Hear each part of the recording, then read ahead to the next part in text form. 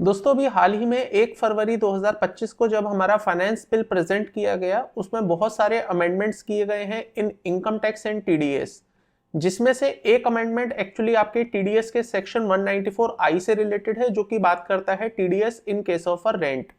दोस्तों आपको याद होगा टीडीएस के प्रोविजंस के अकॉर्डिंग सेक्शन 194 आई में आपको टीडीएस का डिडक्शन करना होता है अगर आप during the financial year rent की पेमेंट कर रहे हैं 2,40,000 से ज्यादा।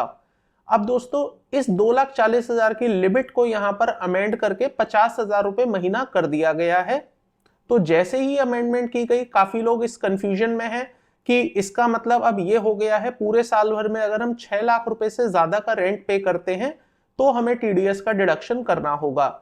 जी नहीं दोस्तों, ऐसा बिल्कुल भी नहीं है। जो 194 आई में अमेंडमेंट की गई है उसमें 2,40,000 की लिमिट को हटाकर वहां पर लिखा गया है 50,000 पर मंथ।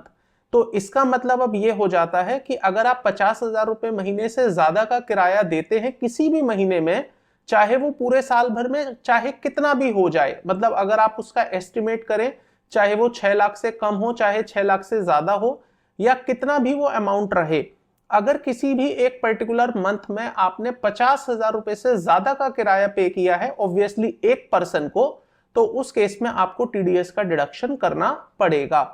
तो दोस्तों पहले जो 2,40,000 की लिमिट थी जिसमें हर महीने हम कितना भी किराया दें अगर पूरे साल भर में 2,40 क्रॉस नहीं होगा तो टीडीएस का डिडक्शन नहीं होगा। अब ऐसा नहीं है, 1 अप्रैल 2025 से ये अमेंडमेंट एप्लीकेबल हो जाएगी।